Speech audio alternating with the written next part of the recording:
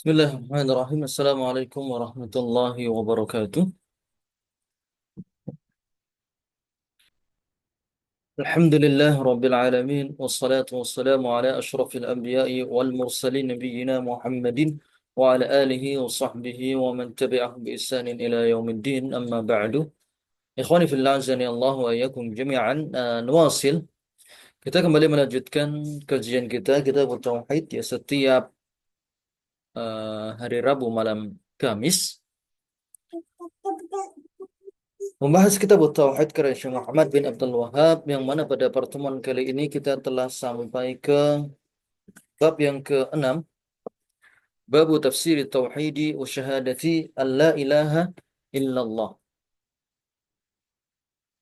Bab tentang tafsir tauhid, tafsir kalimat tauhid dan juga tafsir syahadat la ilaha illallah. Ya, jadi bab ke-6 ini membahas tentang tafsir kalimat tauhid dan juga kalimat la ilaha illallah.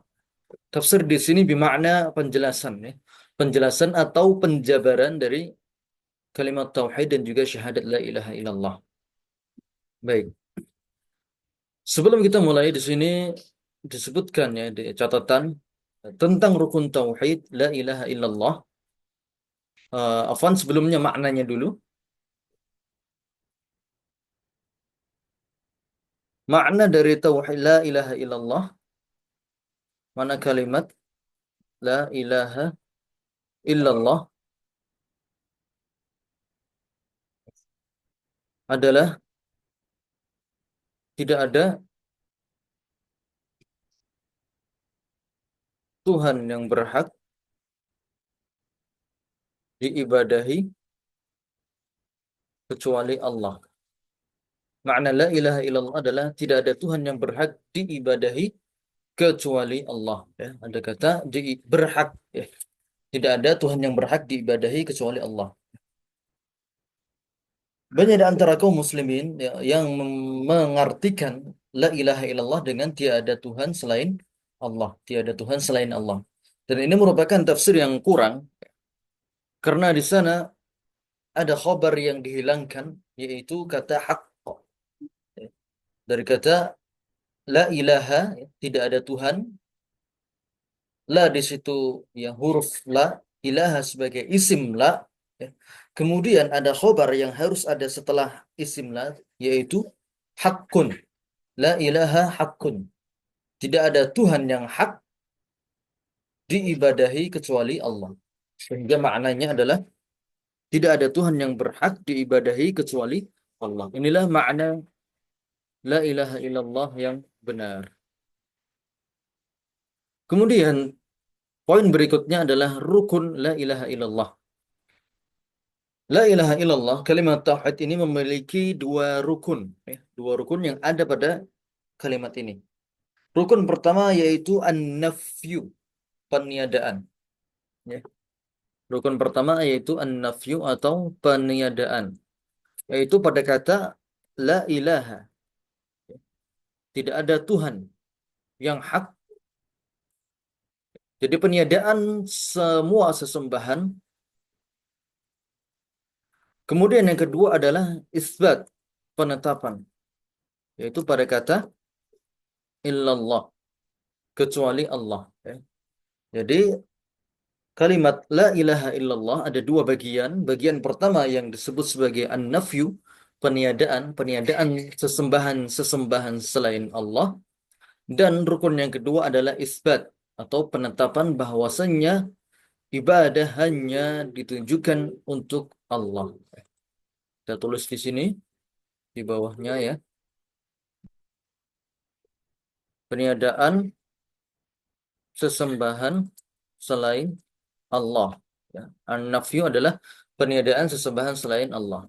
Adapun isbat adalah penetapan bahwa ibadah hanya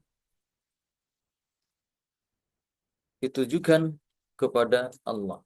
Semua jenis ketaatan, semua jenis penyembahan, semua jenis ketundukan hanya boleh ditunjukkan untuk Allah Azza wa Jalla. Itulah rukun tauhid. Ya. Itulah rukun dari tauhid. Kemudian di sini Syekh Muhammad bin Abdul Wahab membawakan kurang lebih lima dalil yang masing-masing dalil menjabarkan tentang konsekuensi, menjabarkan tentang konsekuensi dari kalimat tauhid la ilaha illallah. Kita lihat di dalil pertama yang dibawakan dalam bab ini.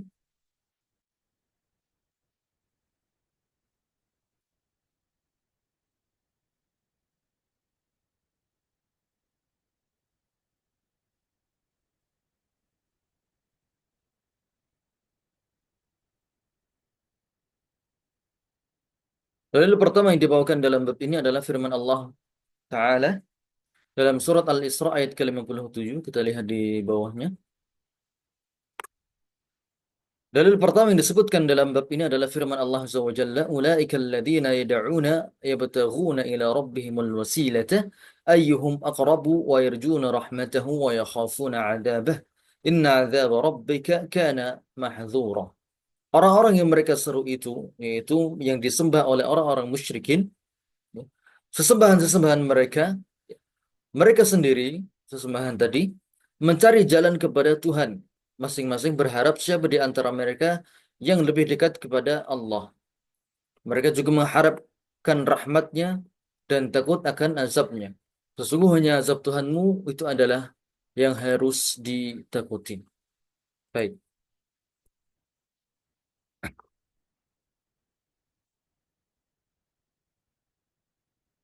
Dalam dalil pertama ini, firman Allah Azza wa Jalla tadi menyebutkan tentang ya, kasus yang dialami oleh kaum musyrikin, sesembahan orang musyrikin Quraisy yaitu Lata, Uzza dan Manat. Kisahnya tentang Lata, ya, sebenarnya dia merupakan orang saleh, orang yang banyak beramal, ya, orang yang banyak melakukan amal kebaikan. Sering ya dikisahkan dalam beberapa riwayat bahwasanya Lata adalah orang yang dermawan yang sering membagikan makanan tatkala haji, ya. Tatkala musim haji, Latta adalah orang yang menjamu para jamaah haji untuk memberikan mereka makanan, ya, bubur gandum. Kala itu makanannya adalah bubur gandum, diberikan secara cuma-cuma kepada para jamaah haji. Maka banyak orang yang mengenal si Latta ini. Kemudian ketika si Latta ini meninggal, maka orang-orang membangunkan untuknya sebuah berhala sebagai simbol perwujudan dari roh orang soleh tersebut, perwujudan dari rohnya si Latta. Ya.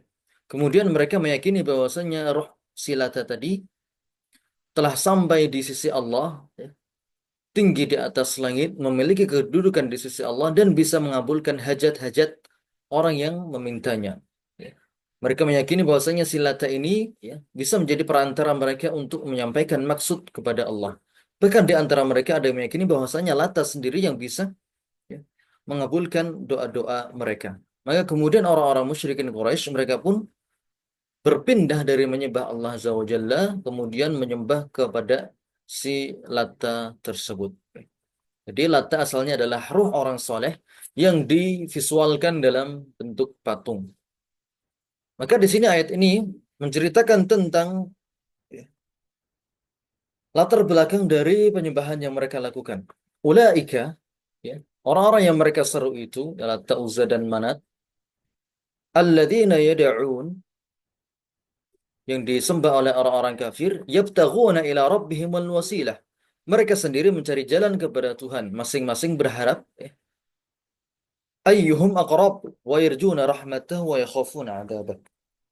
Siapa di antara mereka yang lebih dekat kepada Allah? Mereka juga mengharapkan rahmatnya dan juga takut akan azabnya. Jadi sebenarnya Lata sendiri ketika di dunia adalah orang yang soleh, yang berlomba-lomba untuk melakukan amal kebaikan, mengharapkan rahmat Allah, takut akan azabnya. Namun orang-orang belakangan yang berlebih-lebihan dalam menyanjung si Lata ini kemudian menjadikan Lata sebagai sesembahan. Meyakini bahwasanya Lata bisa mengabulkan doa, akhirnya berujung menyembah si Lata tersebut. Maka dalam tauhid di sini disebutkan oleh Syekh bin Bas Bayan anna tauhid la budda fihi an yusrafa ad-du'a'u wa at-taqarrubu wal ibadatu lillahi ta'ala. Tauhid, tafsir tauhid kita tulis di sini. Tauhid adalah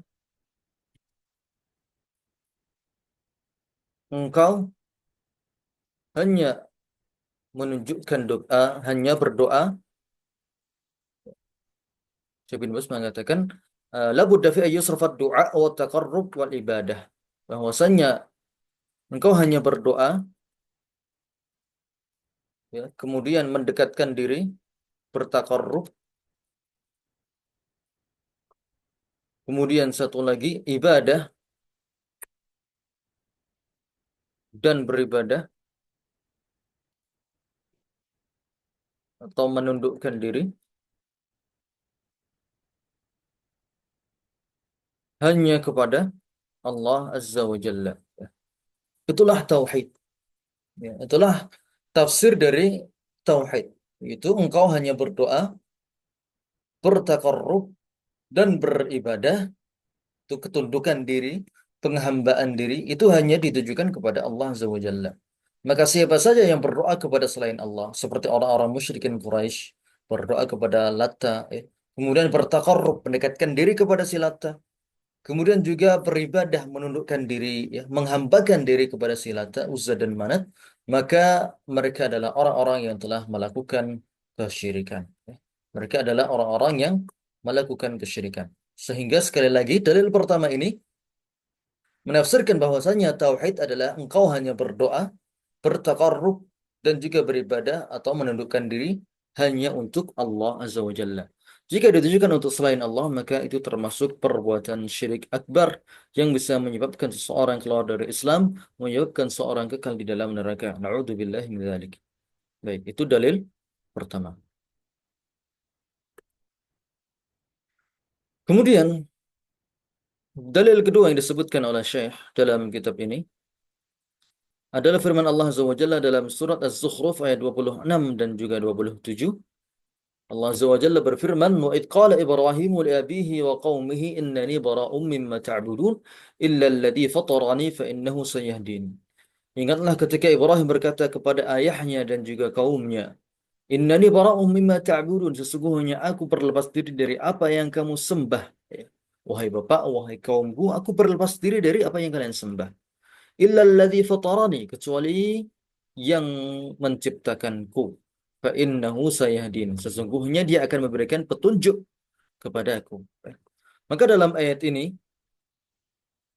ada nafyu dan juga isbat, peniadaan dan juga penetapan. An-nafyu yaitu peniadaan sesembahan selain Allah pada lafaz innani bara'um mimma ta'budun. Sesungguhnya aku berlepas diri apa yang kamu berlepas diri dari apa yang kamu sembah. Yang mana ini menunjukkan batilnya semua sesembahan selain Allah Azza wa Jalla. Dan mereka semuanya tidak layak untuk diibadahi. Kemudian poin kedua yaitu isbat, penetapan bahwasannya ibadah hanya untuk Allah, yaitu pada lafaz illalladzi fatarani, kecuali yang menciptakanku, yaitu Allah Azza wa Jalla. Maka menunjukkan penetapan ibadah hanya untuk Allah Azza wa Jalla. Sehingga dalam dua ayat ini digabungkan nafyu dan isbat. Peniadaan sesembahan selain Allah dan penetapan bahwasanya ibadah hanya untuk Allah Azza wa Jalla. Dan itulah makna dari kalimat La ilaha illallah. Ya. Kalimat La ilaha illallah adalah meniadakan semua sesembahan selain Allah dan menetapkan bahwasanya ibadah hanya boleh ditujukan untuk Allah Azza wa Jalla. Ya. Jadi itulah makna tauhid. Inilah makna dari kalimat La ilaha illallah. Ya. Kalimat La ilaha illallah kita garis bawah di sini menunjukkan batilnya, ya, menunjukkan batilnya semua ibadah kepada selain Allah. Kemudian kalimat la illallah isbat adalah penetapan bahwa ibadah hanya untuk Allah semata. Ya. Itulah tafsir kalimat la ilaha illallah yang dibawakan oleh Syekh Muhammad bin Abdul Wahhab, ya, membawakan firman Allah Azza wa Jalla dalam surat Az-Zukhruf. Jadi Tauhid ya, bukan hanya sekedar mengucapkan la ilaha illallah saja, namun juga disebutkan di sini ya, berlepas diri dari semua sesembahan selain Allah, meniadakan sesembahan selain Allah, dan kemudian menetapkan bahwasanya ibadah hanya untuk Allah Azza wa Jalla. Itulah kalimat tauhid. Baik, apabila ada yang ingin ditanyakan, tafadhol, silakan yang mungkin bertanya.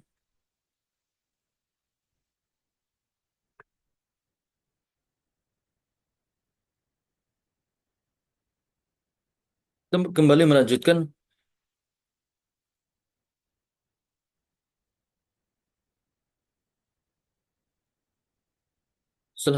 nanti untuk poin-poin faedah bisa nanti dibahas atau dibaca secara mandiri, faedah-faedah yang penting bisa nanti dibaca secara mandiri. Di sini kita hanya membacakan dalil-dalilnya yang disebutkan dalam kitab ini. Kemudian dalil yang ketiga tentang tafsir dari kalimat tauhid la ilaha illallah yang juga disebutkan dalam kitab ini adalah firman Allah Azza wa Jalla dalam surat At-Taubah ayat 31. Allah Azza wa Jalla berfirman, "Ittakhadhu ahbarahum wa ruhbanahum arbaban min dunillah wal masih ibn Maryam wa ma umiru illa liya'budu ilahan wahida la ilaha illahu subhanahu amma yusyrikun." Ittakhadhu, mereka menjadikan para rabi, yaitu para ulamanya Yahudi, waruhbanahum, ya, dan juga orang Nasrani menjadikan para pendeta-pendeta mereka arbabam min dunillah sebagai tuhan-tuhan selain Allah. Wal Masih ibn Maryam, dan juga orang Nasrani mereka mempertuhankan Al-Masih putra Maryam. Wa ma umiru illa liya'budu ilahan wahida. Padahal mereka tidak diperintah kecuali untuk menyembah Tuhan yang Maha Esa, yaitu Allah Azza wa Jalla. La ilaha illahu subhanahu amma yusyrikun. Tidak ada Tuhan yang berhak disembah selain Dia. Maha suci Dia, Maha suci Allah dari apa yang mereka persekutukan. Maka dalam ayat ini menunjukkan bahwasanya tasyri'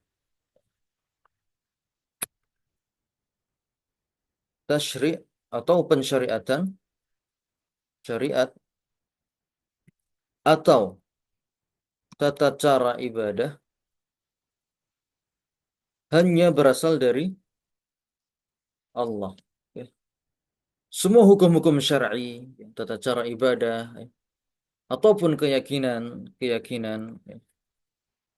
dan juga keyakinan,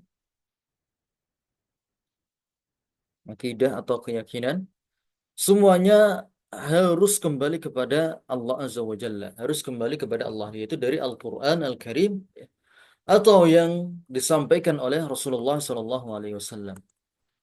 Hanya berasal dari Allah Azza wa Jalla. Dan juga Nabi SAW sifatnya hanyalah menyampaikan wahyu dari Allah Azza wa Jalla. Allah Azza wa Jalla berfirman tentang Nabi Muhammad SAW, "Wa ma yantiqu 'anil hawa in huwa illa wahyun yuha." Nabi Muhammad tidaklah mengatakan sesuatu dari hawa nafsunya. In huwa illa wahyun yuha. Apa yang dikatakan oleh Nabi Muhammad maka itu merupakan wahyu yang diwahyukan kepadanya. Jadi semata-mata hukum-hukum syar'i, baik itu berupa amalan ibadah ataupun keyakinan, itu semuanya berasal dari Allah Azza wa Jalla. Itulah tauhid. Itulah tauhid. Jadi dalam beribadah dan juga dalam keyakinan, kita semuanya wajib merujuk kepada Al-Quran dan juga Sunnah Nabi Sallallahu Alaihi Wasallam. Dalil ketiga ini berbicara tentang eh, orang-orang Yahudi dan Nasrani. Berbicara tentang Yahudi dan Nasrani. Apa yang menyebabkan mereka semuanya menyimpang? Ya, kita mengetahui bahwasanya Yahudi adalah umatnya Nabi Musa dan Nasrani adalah umatnya Nabi Isa. Walaupun mereka memiliki nabi, mereka memiliki wahyu dari langit, namun kenapa saat ini mereka semuanya menyimpang dengan kesesatan yang nyata, melakukan berbagai macam kesyirikan dan kemungkaran, kemudian juga merubah isi Taurat dan Injil, melakukan berbagai macam dosa dan kekufuran, dan tidak boleh lagi ajaran mereka untuk diikuti. Apa yang menyebabkan ajaran mereka berubah begitu drastis? Yang awalnya adalah agama tauhid kemudian menjadi agama syirik, yaitu ketika mereka menjadikan para rahib, pendeta Yahudi dan juga para rabi, pendeta apa, ulamanya Yahudi dan juga para rahib, pendeta Nasrani sebagai Tuhan-Tuhan selain Allah. Tuhan di sini maknanya adalah menjadikan mereka sebagai musyarri' ghairullah. Orang yang membuat syariat selain Allah Azza wa Jalla. Jadi orang-orang Yahudi dan Nasrani,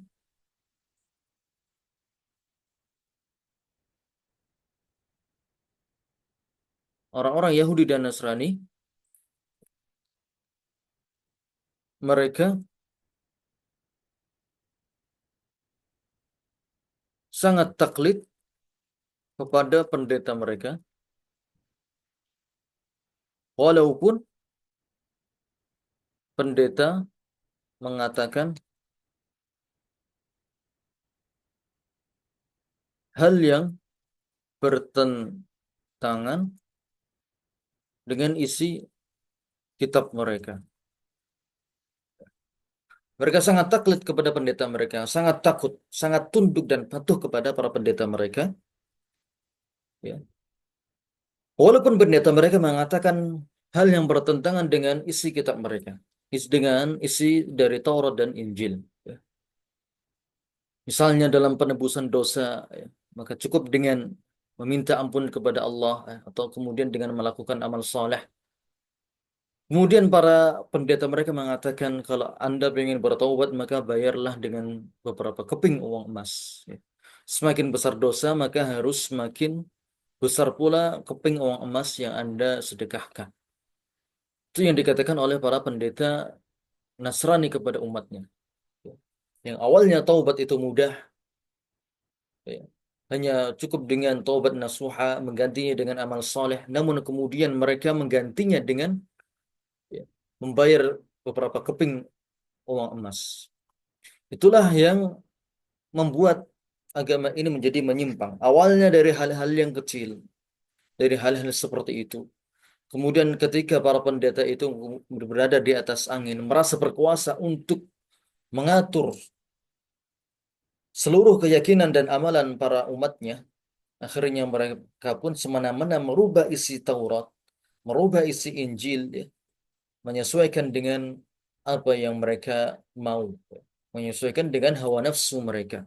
Sehingga berbagai macam penyimpangan, berbagai macam kemungkaran dan kesyirikan, ya, mulai bermunculan dalam, ya, Yahudi dan Nasrani. Sehingga agamanya pun menyimpang jauh dari kebenaran. Agamanya mereka sekarang menjadi agama kekufuran dan kesyirikan. Maka tauhid, ya, yaitu menetapkan bahwasanya syariat tentang hukum halal haram, tentang tata cara ibadah, tentang keyakinan itu semuanya harus bersumber dari Allah Azza wa Jalla, bukan bersumber dari manusia. Itulah tauhid. Kita meyakini bahwasanya hukum, inil hukmu illa lillah, hukum itu hanyalah milik Allah. Baik itu berupa tata cara ibadah, ya, halal haram ataupun akidah, semuanya harus dikembalikan kepada Allah Azza wa Jalla. Baik, itulah tauhid. Ya, itulah tauhid.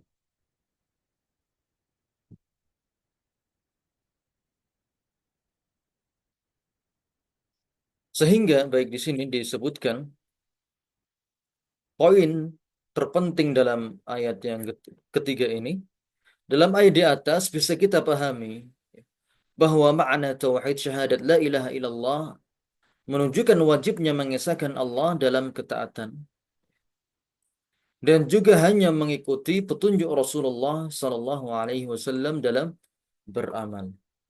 Siapa saja yang mentaati Rasul, dia telah mentaati Allah Azza wa Jalla. Inilah tauhid. Ya.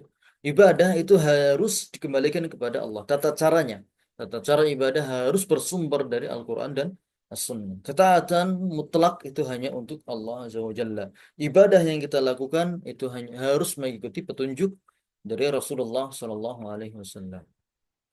Itulah tauhid. Kata cara ibadah harus semuanya dikembalikan kepada Allah. Tidak boleh ya seorang tokoh ya, atau seorang pemimpin kemudian membuat tata cara ritual ibadah sendiri ya, membuat ya, aturan-aturan dalam beragama sendiri semau dia. Karena hal-hal itulah yang membuat orang-orang Yahudi dan Nasrani menyimpang begitu jauh dari agama tauhid menjadi agama kesyirikan. Baik. Nas'alullah as-salama wal afiyah. Kemudian ayuhal ikhwah al-kiram rahimana wa rahimakumullah. Dalil keempat yang disebutkan dalam kitab ini tentang makna atau tafsir dari kalimat tauhid la ilaha illallah yang dibawakan oleh Syekh Muhammad bin Abdul Wahhab dalam membawakan firman Allah Azza wa Jalla surat Al-Baqarah ayat 165. Allah Azza wa Jalla berfirman, "Wa minan nasi man yattakhidhu min dunillahi andadan yuhibbunahum ka hubbillah. Walladzina amanu ashaddu hubban lillah." Dan di antara manusia ada yang menjadikan sesuatu selain Allah sebagai tandingan-tandingan baginya. Yang mereka cintai seperti mencintai Allah. Walladzina amanu ashaddu hubban lillah. Adapun orang-orang yang beriman maka sangat kuat cinta mereka kepada Allah Azza wa Jalla. Ya. Hakikat tauhid dalam ayat ini disebutkan bahwasanya kita wajib mengesahkan Allah Azza wa Jalla dalam ibadah. Dan di antara bentuk ibadah adalah apa yang dilakukan kaum mukminin berupa cintanya mereka kepada Allah Azza wa Jalla. Ya. Jadi cinta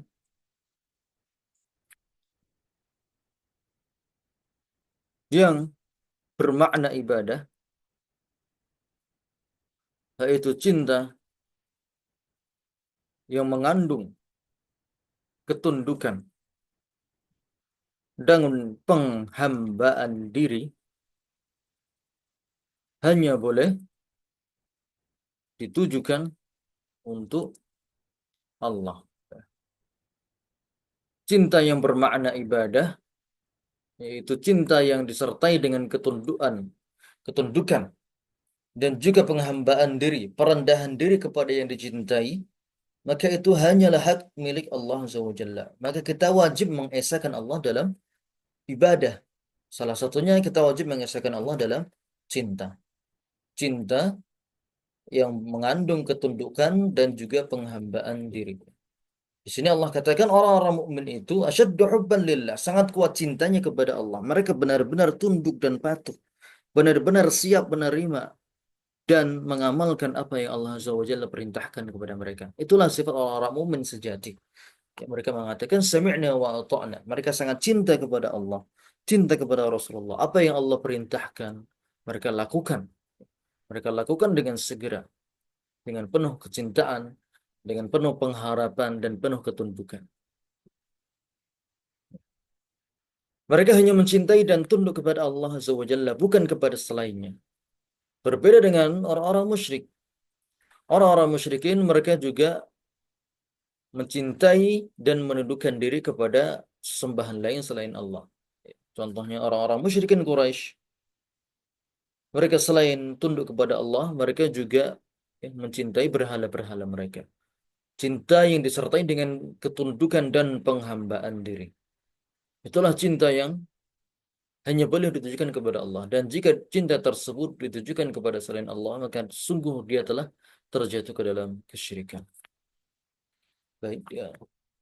Untuk lebih jelasnya, maka di sini disebutkan tentang macam-macam cinta. Yang pertama adalah mahabbah ma'allah,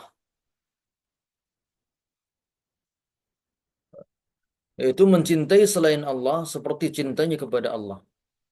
Cinta yang disertai ketundukan dan kepatuhan, serta perendahan diri kepada yang dicintai. Sekali lagi, cinta yang disertai tunduk dan patuh, serta perendahan diri kepada yang dicintai, maka hukumnya adalah syirik akbar jika ditujukan kepada selain Allah. Ya. Contohnya di sini orang-orang musyrikin Quraisy yang mencintai berhala-berhala mereka. Mereka tunduk kepada berhala, ya. patuh kepada berhala, menghambakan diri kepada berhala, maka itulah syirik akbar. Karena cinta yang bermakna ibadah hanya boleh untuk Allah. Maka mencintai selain Allah dengan ketundukan yang sama, maka itu merupakan kesyirikan. Kemudian yang poin yang kedua, mahabbah lillah au fillah. Mencintai sesuatu karena Allah. Contohnya yaitu tidak berteman dan tidak mencintai makhluk manusia kecuali karena ada kesamaan keyakinan dan keimanan. Kita mencintai saudara kita sesama muslim karena mereka Islam, ya. Karena mereka juga sama-sama beriman kepada Allah Azza wa Jalla. Kita mencintai orang-orang mukmin karena iman yang mereka miliki. Kita loyalitas kepada mereka. Kita menjadikan mereka sahabat karib kerabat, ya, sahabat dekat, karena mereka adalah orang-orang mukmin. Orang-orang mukmin wajib kita cintai. Atau mencintai sesuatu yang Allah perintahkan untuk dicintai. Seperti Rasulullah Sallallahu Alaihi Wasallam. Kita diperintahkan oleh Allah untuk mengikuti dan mencintai Rasulullah Sallallahu Alaihi Wasallam. Kemudian orang-orang saleh kita juga diperintahkan untuk mencintai mereka. Para alim ulama yang Rabbani, ahlu sunnah wal jamaah. Kita diperintahkan untuk mencintai mereka. Kemudian juga kita diperintahkan untuk mencintai berbagai macam amal ketaatan, ibadah-ibadah, salat, zakat, puasa, berzikir dan tilawah. Maka kita mencintai amalan-amalan tersebut. Kemudian yang berikutnya waktu-waktu tertentu seperti bulan Ramadan atau tempat-tempat tertentu seperti Makkah dan Madinah. Maka kita mencintai hal-hal tersebut karena itu merupakan perintah Allah Azza wa Jalla. Bulan Ramadan Allah jadikan di sana bulan yang penuh berkah, penuh ampunan dan penuh perlipat gandaan pahala. Maka kita mencintai bulan Ramadan ya karena Allah perintahkan dan Allah berikan fadilah yang banyak di sana. Kita mencintai Makkah dan Madinah karena itu merupakan tempat yang mulia, tempat yang suci, yang di sana dilaksanakan ibadah haji ya, dan umrah. Kemudian juga ada Masy'aril Haram dan lain sebagainya. Itulah mahabbah lillah au fillah. Kemudian yang ketiga, mahabbah tabi'iyah, cinta yang wajar. Tabi'i artinya wajar. Ya. Itu cinta yang wajar antar makhluk seperti cintanya orang tua kepada anaknya atau anak kepada orang tuanya, cinta antara suami dan istri, ya. Cinta bapak kepada anak dan lain sebagainya. Itu merupakan cinta yang wajar, hukumnya adalah mubah dengan catatan tidak mendahulukan cinta mereka di atas cintanya kepada Allah Subhanahu wa Jalla. Ya. Jadi apabila kepentingan mencintai mereka ternyata bertentangan dengan aturan-aturan Allah, bertentangan dengan syariat, maka tidak boleh didahulukan kecintaan kepada manusia. Kita wajib mendahulukan cinta kita kepada Allah Azza wa Jalla. Baik. Kemudian poin yang berikutnya, dalil kelima yang disebutkan dalam kitab ini adalah hadis riwayat Muslim dari sahabat Tariq bin Asham al-Ashja'i radhiyallahu anhu. Beliau mengatakan Nabi Shallallahu Alaihi Wasallam bersabda, "Man qala la ilaha illallah wa kafara bima yu'badu min dunillah, haruma maluhu wa damuhu wa hisabuhu 'ala Allah azza wa jalla."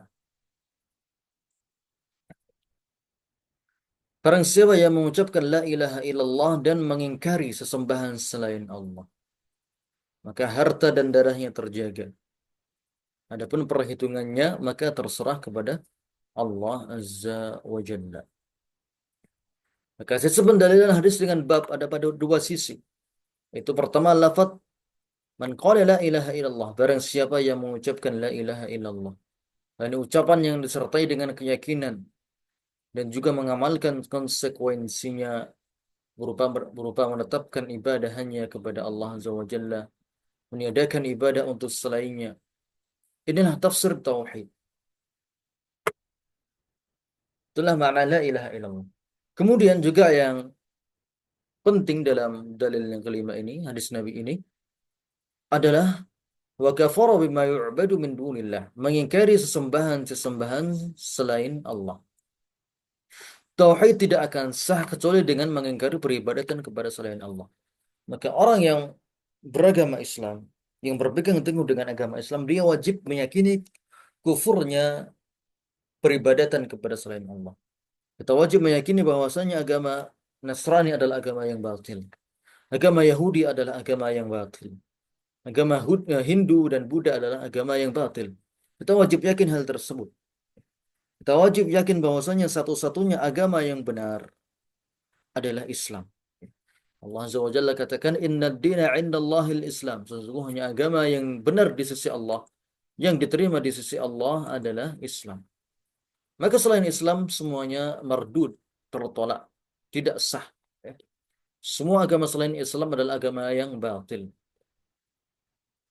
Maka satu-satunya kebenaran adalah agama Islam. Ya. Dan kita wajib mengingkari sembahan selain Allah. Ya. Kita wajib meyakini batilnya sembahan selain Allah. Kita wajib meyakini bahwasanya semua agama Islam adalah agama yang semua agama selain Islam adalah agama yang salah. Agama yang salah. Itulah keyakinan. Maka siapa saja yang tidak meyakini batilnya penyembahan kepada selain Allah, yang tidak mau mengkafirkan orang-orang kafir, maka imannya tidak sah. Imannya tidak sah. Berdasarkan hadis Nabi ini. Man qala la ilaha illallah wa kafara bima yu'badu min dunillah. Dia wajib mengingkari peribadatan kepada selain Allah. Maka jika telah terpenuhi syarat itu, maka dia akan masuk surga. Mafhum mukhalafah atau lawan kata, pemahaman terbalik dari hadis ini adalah bahwasanya siapa saja yang tidak mengingkari ya, penyembahan kepada selain Allah atau mengatakan bahwasanya ibadah kepada selain Allah, agama-agama selain Islam adalah juga agama yang benar, mengatakan bahwasanya semua agama itu sama, mengatakan bahwasanya semua agama itu mengarah kepada Tuhan yang sama, sama-sama kebenaran, sama-sama mengajarkan kebaikan, hanya saja dengan cara yang berbeda, maka perkataan tersebut adalah perkataan kufur, perkataan yang kufur, dan pelakunya tidak sah keimanannya, artinya dia tidak sah Islamnya. Na'udzubillah min dzalik. Maka kita wajib yakin ya, bahwasanya satu-satunya agama yang benar adalah Islam dan selain Islam adalah batil. Baik. Jadi poin terpenting dari hadis atau dalil kelima ini adalah wajibnya mengingkari ya, sesembahan selain Allah. Wajibnya mengingkari sesembahan selain Allah. Artinya wajibnya menetapkan bahwasanya selain Islam adalah kafir. Ya. Selain Islam adalah agama yang kafir, yang tidak sah. Baik.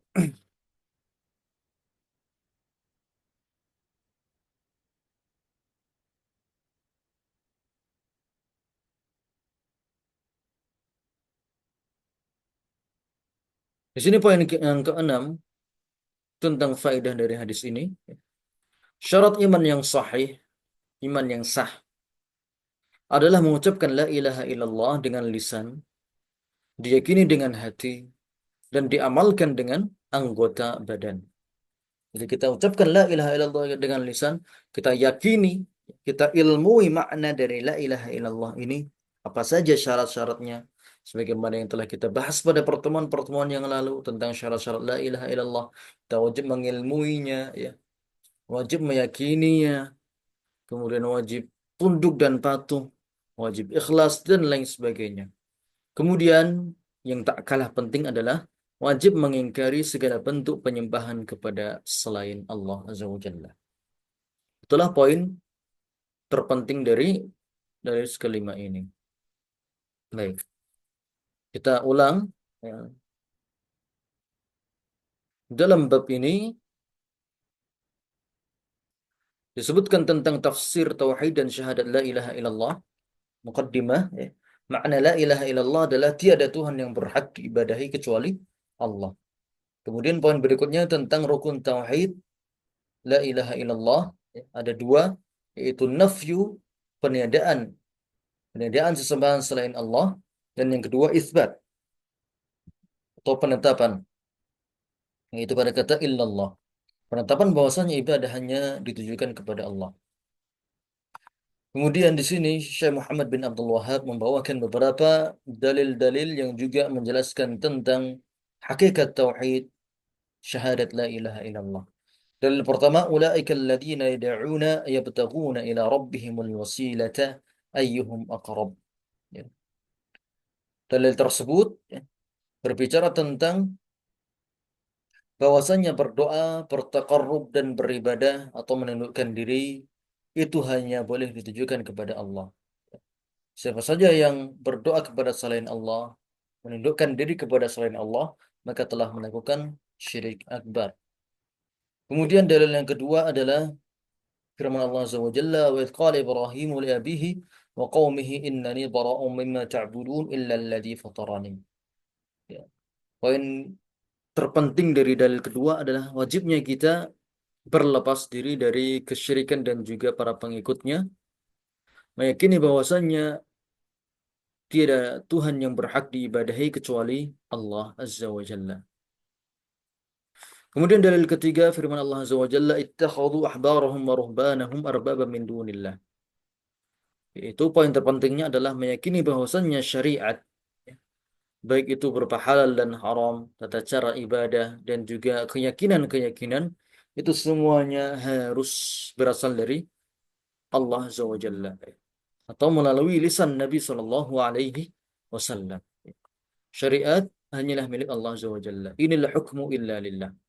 Kemudian dalil yang keempat, wa minan nasi man yattakhidhu min dunillahi andadan yuhibbunahum ka hubbillah. Poin terpenting dari dalil keempat adalah wajibnya cinta dan ketundukan itu hanya boleh ditujukan untuk Allah. Wajibnya kita mencintai Allah Azza wa Jalla dan bahwasanya cinta yang disertai ketundukan itu hanya boleh ditujukan untuk Allah. Siapa saja yang mencintai makhluk dengan ketundukan, dengan penghambaan diri, maka dia telah melakukan kesyirikan. Kemudian poin yang kelima, dalil yang kelima, hadis Nabi Shallallahu Alaihi Wasallam, "Man qala la ilaha illallah wa kafara bima yu'badu min dunillah, haruma maluhu wa damuhu wa hisabuhu 'ala Allah Ta'ala." Yaitu wajibnya kita meyakini bahwasanya agama Islam adalah agama yang hak, satu-satunya agama yang benar, dan wajib meyakini bahwasanya selain Islam adalah agama kekufuran. Ya. Selain Islam adalah agama yang batil, yang wajib kita ingkari. Baik. Kami pesankan kepada para ikhwah sekalian, ikhwan wal akhwat untuk giat ya dalam belajar, baik itu dengan menghadiri kajian online ataupun offline, kemudian juga giat dalam mutalaah membaca buku-buku, ya. Baik itu yang berbahasa Indonesia maupun yang berbahasa Arab. Materi-materi yang kami telah share, silahkan nanti dibaca kembali berulang-ulang, ya. Dipahami maknanya.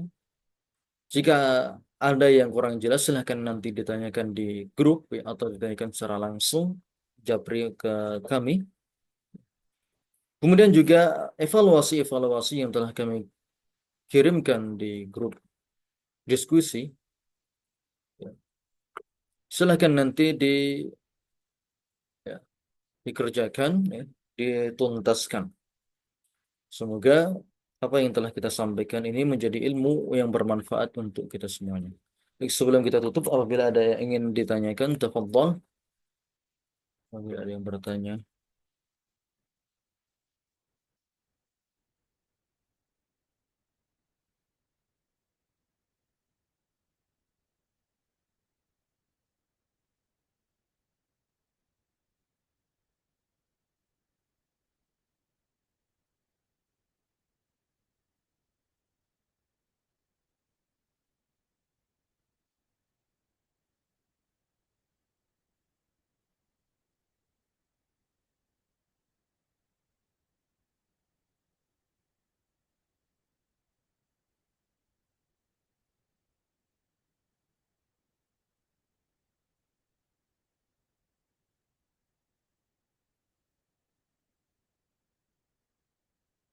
Baik, kita tutup pertemuan kali ini dengan doa kafaratul majelis. Subhanakallah.